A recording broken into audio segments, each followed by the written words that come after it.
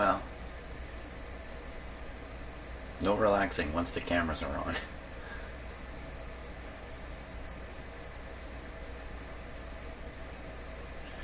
Turns out this biofeedback monitor is really good at picking up your blood pressure.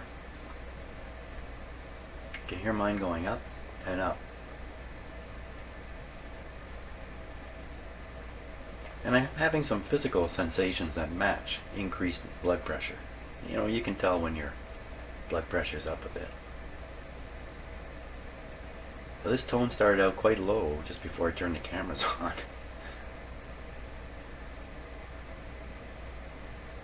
I'm doing my best not to move my hands or my fingers. The variation in the pressure on the pads will throw the tone way off. But it's almost an octave above where it was when I first put this on. There's going to be some other things about the electrode bands relaxing and other stuff is going to happen, but in terms of my blood pressure coming down, I don't think it's going to. And maybe that's not too surprising. You know, I've turned on this camera. I know I have an audience of one anyway. I haven't bored the living heck out of you listening to this. So, this is what we're listening to.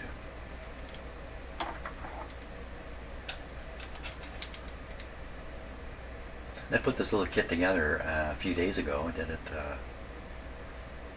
on video. Now that sudden drop is probably not my blood pressure. It's probably something happened to these bands.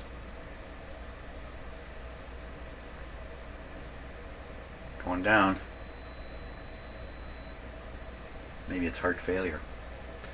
In any case, if you're in a steady state, sitting down, relaxed, you can actually drive down your blood pressure listening to this tone and just trying to relax.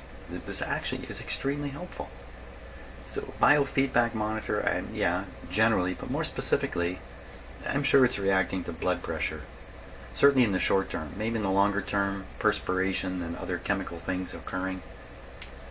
But in the short term, it's got to be blood pressure. Watch, I'll push my blood pressure up just by holding my breath here and squeezing a bit.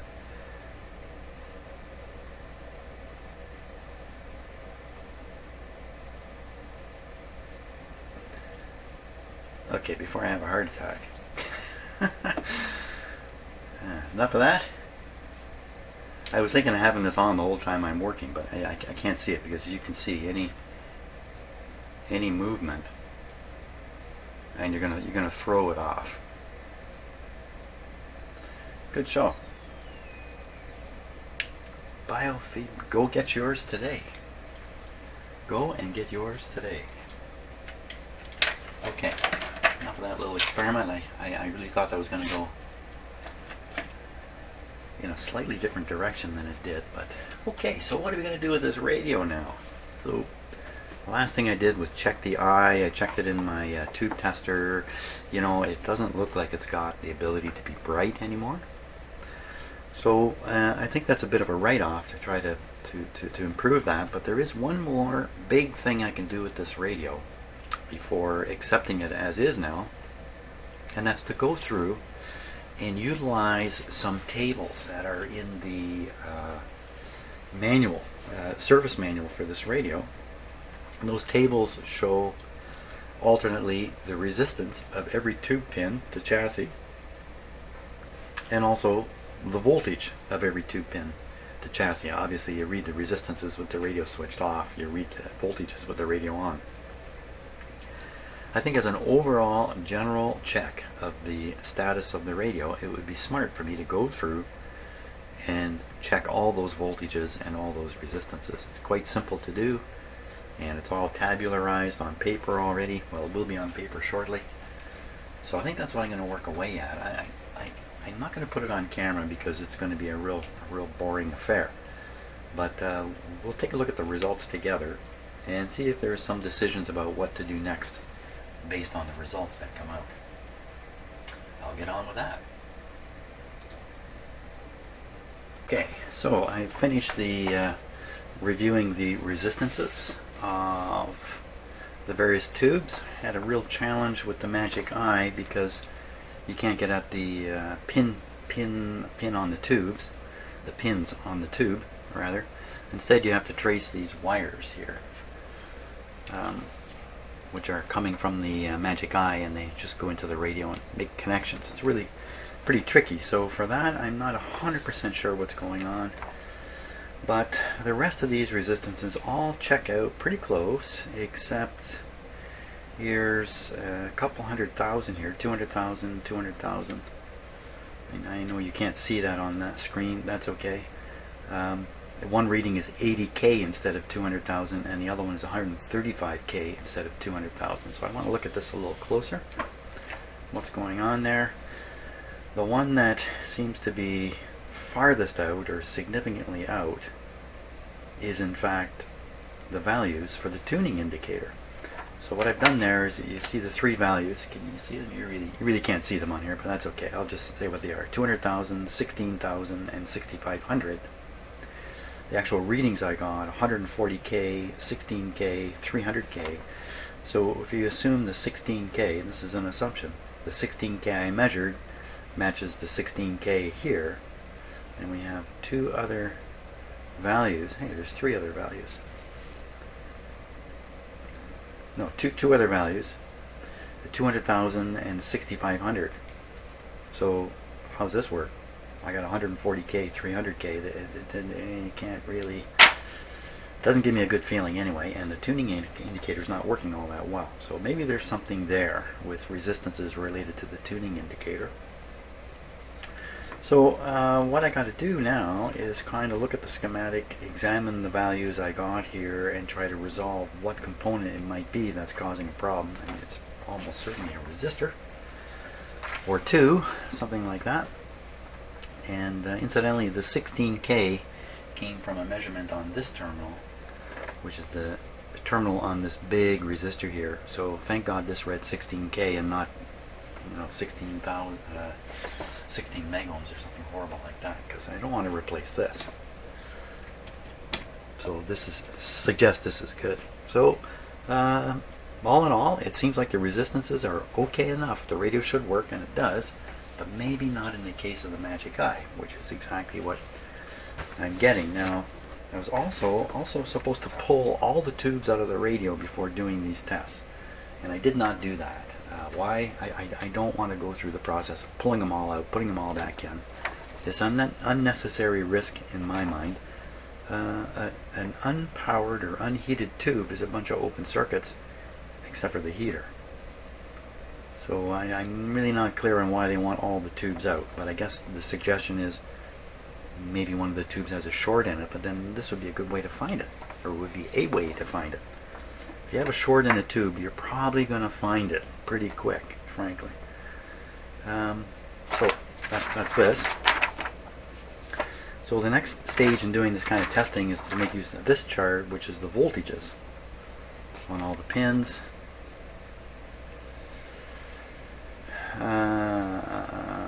High resistance meter, at least 1,000 ohms per volt. Mine's way above that.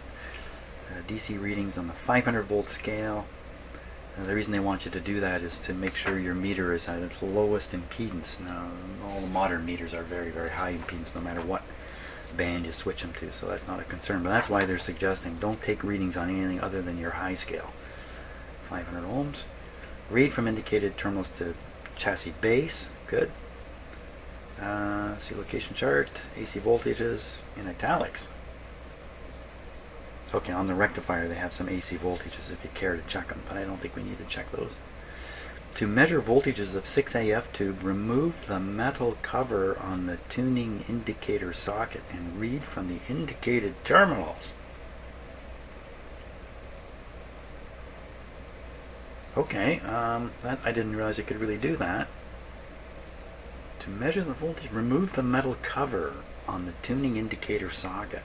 You know what, I don't think this exists in my radio. I don't think there's any cover that can be removed. There's a socket,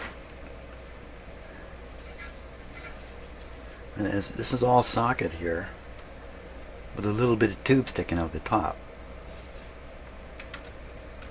There's no cover to remove here, so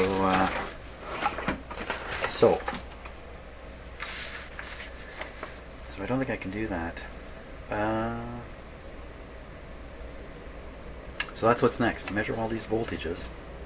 Maybe there's some relationship between some of the readings here, especially on the Magic Eye, and some of them here. I'm going to continue to have to guess at what wire is what on the tuning indicator. I mean, I could use the schematic, look at the wire connection, figure out where it is in the schematic, trace it back to the eye tube and figure out what pin it is, and I could do all that. But I'm not going to do all that. I'm just going to take readings on the Magic Eye tube and all the rest appropriately, and we'll see what we get. Okay, thought I'd better turn the cameras on for the moment of starting up the radio, just in case something exciting happens here, which I don't expect. I expect nothing exciting. So we're on the AM band, volume up. We should hear something coming out of there, coming out of the speaker. Put on full power. There we are. Good. Radio's operating. It's a very, very quiet radio with no signal into the antenna. Impressively quiet. Okay, so I'm going to carry on now. Read the voltages. And maybe I'll do the first one here. Camera. Where's my helping hand? Here he is.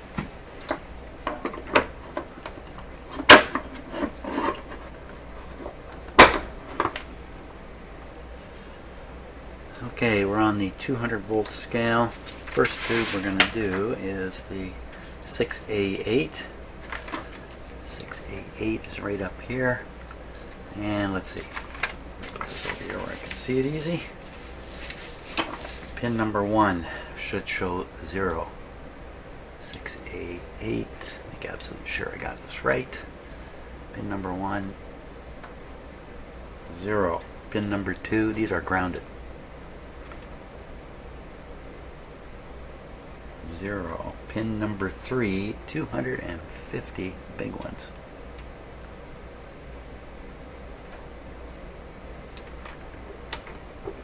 Volt scale. Right tube. Right pin. Pin number 3. 278. Supposed to be 250. Hey, got extra voltage there. The next pin, pin 4, should be 110, touch low. Not enough to worry about. Pin 5, well, this is the grid. Read on lowest possible scale of voltmeter. Lowest. Okay, well, pin number 5. Minus 6 volts. Right on, minus, that's good. Pin number 6 plus 173 is a weird voltage here. This is a not bad, 180, 6.3, and then pin number 8 is a plus 3. Read on low scale of voltmeter. The last one, pin number 8. Well, there we are, 3 and 4 volts, 3 volts. Okay, so that's what I'm going to do with the rest of the tubes, and we'll see if we find anything that's significantly out of sorts.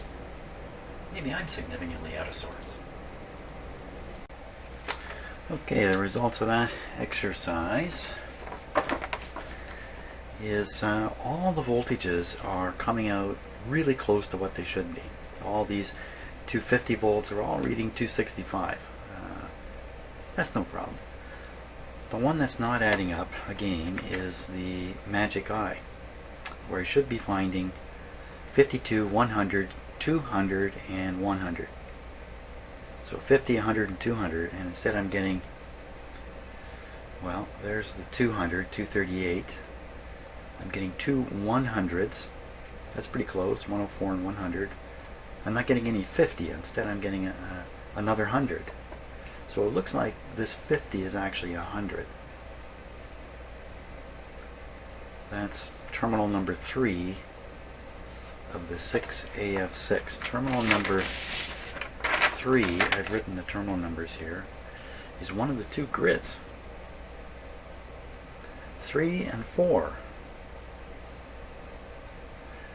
3, oh. You know what? So this is part of an AM-FM combination radio, and the actual radio I've got is just the AM. There is no FM component here. So this schematic is set up as if there is another receiver, an FM receiver, and these connections go to some connector. It says they're connector. It's got two grids in the Magic Eye. My guess is one grid is connected to the AM side of the radio, and the other grid is watching the FM side. And so the effect as you switch from AM to FM is the Magic Eye tracks AM and then tracks FM. I guess the reason for doing this is you've got to pick off the AVC out of these receivers, and you can't have them both hooked up to the same grid at the same time. That's just not going to work. So that's what's going on here. That's not the case in this radio. So what they've done, I'm guessing, is they've connected the two grids together, and that's it. That's my guess in this radio, and that would mean we'd see the same voltage twice in testing it, assuming I got on the two different grids, which should be two wires going to the same point. Maybe I can track that down in here if that's the way they've done it. Now, close, 98 and 100, 100 and 104, that's pretty close. That's within just errors of taking readings. So I'm going to study that a little bit further and see if we can't really nail down what's going on with the Magic Eye circuitry here. Okay, poking around and reasoning out things a little better. If the two grids in the Magic Eye are going to the same place, then I should read two similar voltages somewhere on all those wires that are coming out of there, and sure enough I am. In fact, if you look at this from the point of view that this 52 I'm trying to hunt down is really coming from the FM, the non-existent FM chassis, and that the thing is actually wired a little bit differently, so both grid pin 3 and grid pin 4 have the same voltage, then you would get readings just like that. So the conclusion is, I think, in all cases here, we're in really pretty good shape. I mean, the only ones that might be of some interest is these 200K, which are measuring quite differently, 80 and 135. Other than that, everything's coming out really hunky-dory. That's great. Now, we're not getting any closer to making the Magic Eye any brighter if I've discovered that it's got all of its B+, and you know, I think it's a lost cause. Myself, I think we're done on the Magic Eye. In fact, I think we're done with this radio in its entirety. So next stage would be to set it up under somewhat ideal circumstances and see what we can hear out of it. And then I gotta start thinking about the cabinet, because I have plans. I have plans to restore the cabinet. Plans that are in my head. Okay, so next thing is playing the radio under ideal test circumstances here. Circuitry News time, 10:09. Time for Circuitry News Cottage Country traffic on and off. Here's Stephanie Henry. And this reporting is brought to you by Bell Smart Home. We are still looking at a full closure of Highway 60 through Algonquin Park. It's shut down from Highway 35 to Highway 127, and that's all because of a collision investigation. If you are in Algonquin Park, you do have the ability to leave, but there is no through traffic heading in towards the... You are there. Southbound 400, a busy drive from the merge to SL, so slow through Highway 89, and you'll find delays from Highway 88 to south of... Okay, we're all set here. It's a little after 10 in the evening, and right now we've got it on AM, the AM band, which is this lower band here, and we're going to go through the band, tune around, and I'm going to have to be repeatedly tuning and aiming the loop antenna behind me here. So hopefully that won't be too annoying. We're at 680, we'll go down from 680 here. 680 news time, 10 and 10. Every parent knows that not...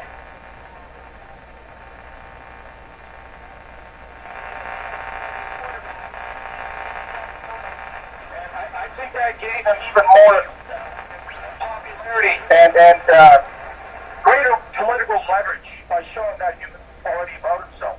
Yeah, it's a humanity thing. I agree. I think that and it's not a cynical thing here. I think it's a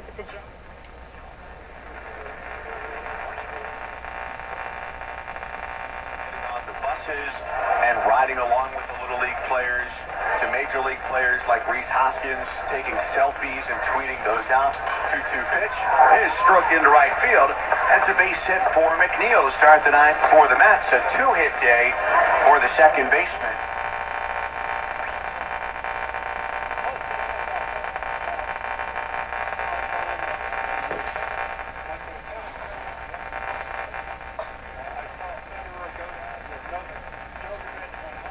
Just reorienting the antenna.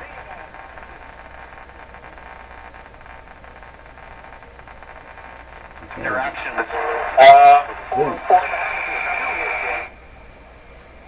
We'll go up from 680.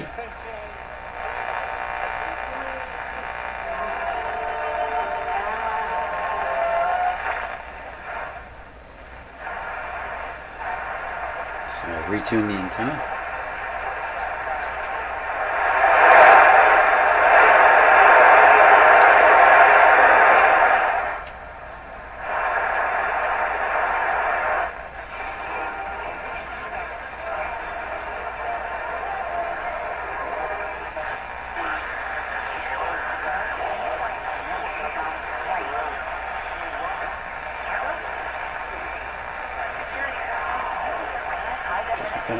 Re-aim the antenna.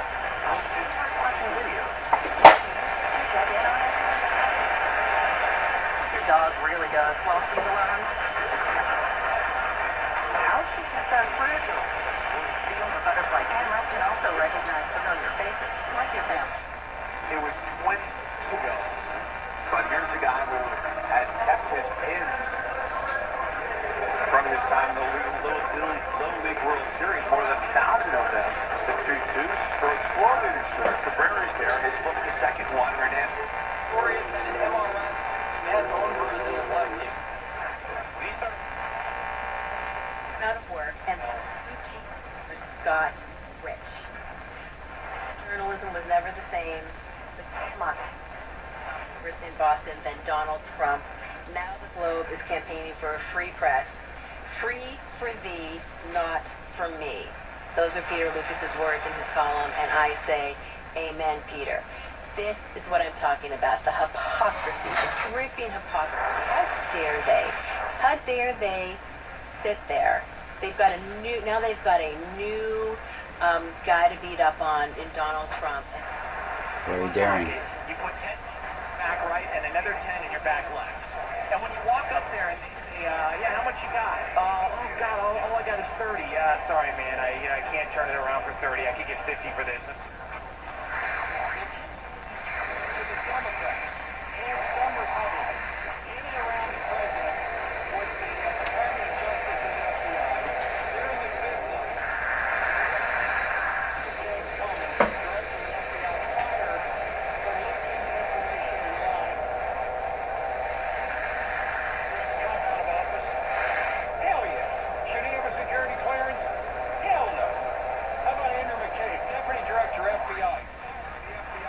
The FBI for lying to the FBI.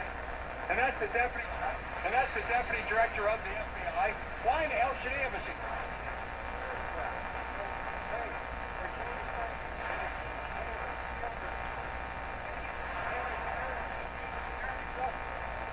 Business is National Command Financial is a rapid, not only with the Times, but with your business requirements. Visit commandfinancial.com.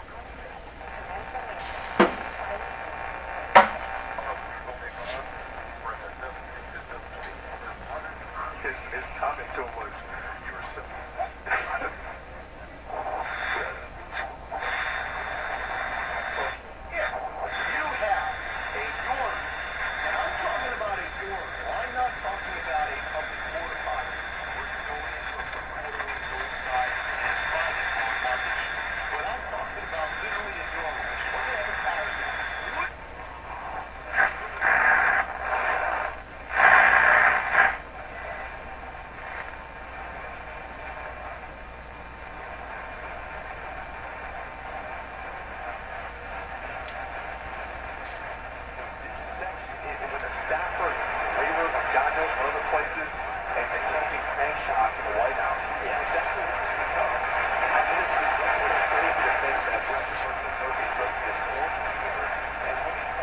Oh, I was tuning the antenna that brought that in.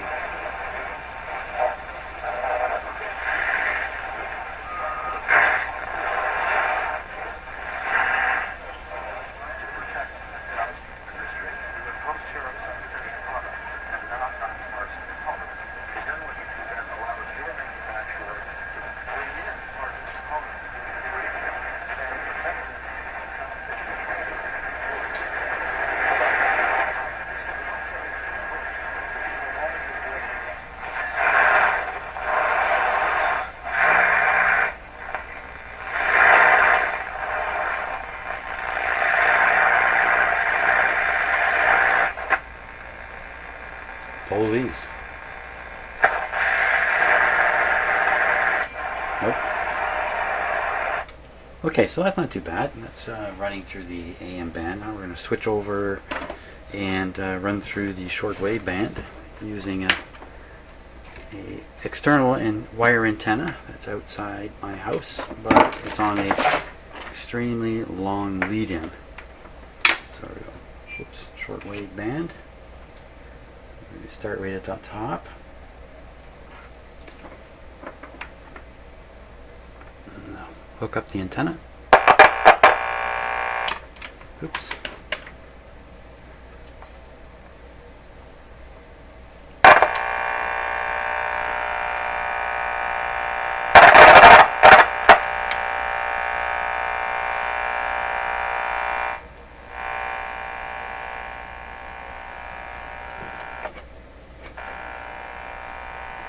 Okay, away we go.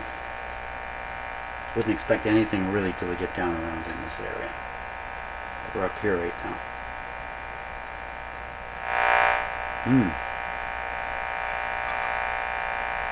That's bad.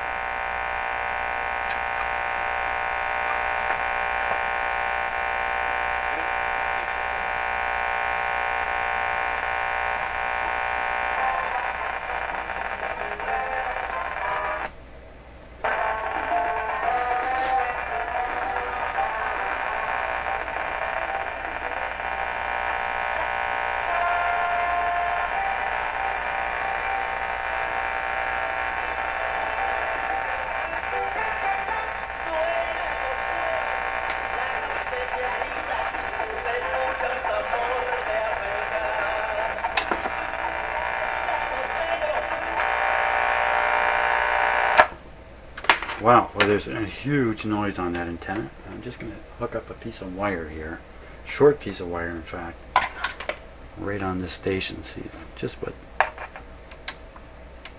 and we get nothing. Phooey.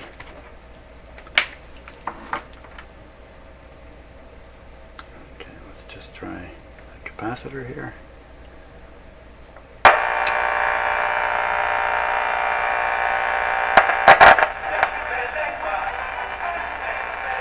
Okay, well we're just back to the wire antenna. I'm not sure I can do anything about the staticky noise. Here we go.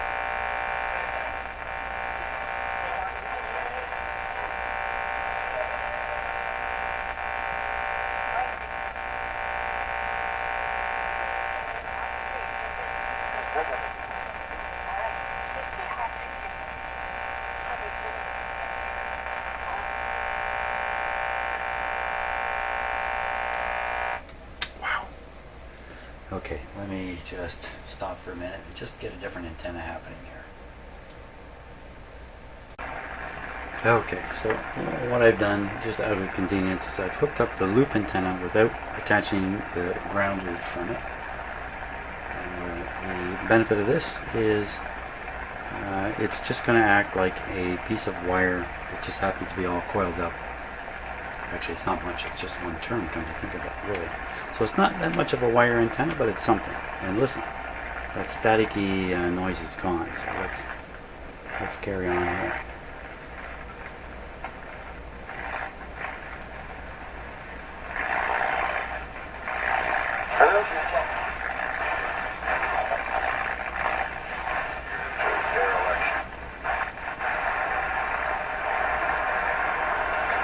The gist of Haggai's two messages were, how come you don't need God to go through your special edition with particular revelation to seal your own houses, eat your own food, do your own thing?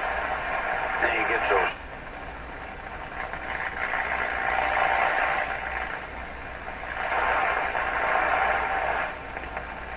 You have to tune very slowly with these radios.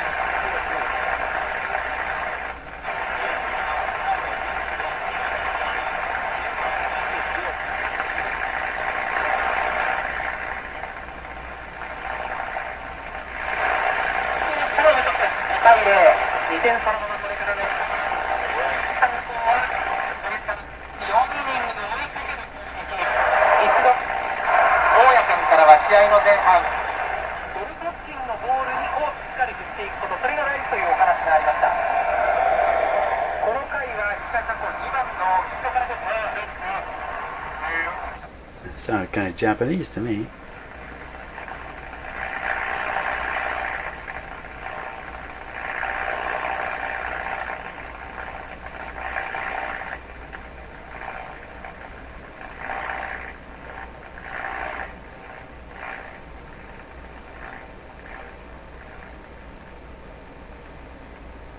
The radio's gone quiet now, so maybe the antenna is really not doing the job anymore.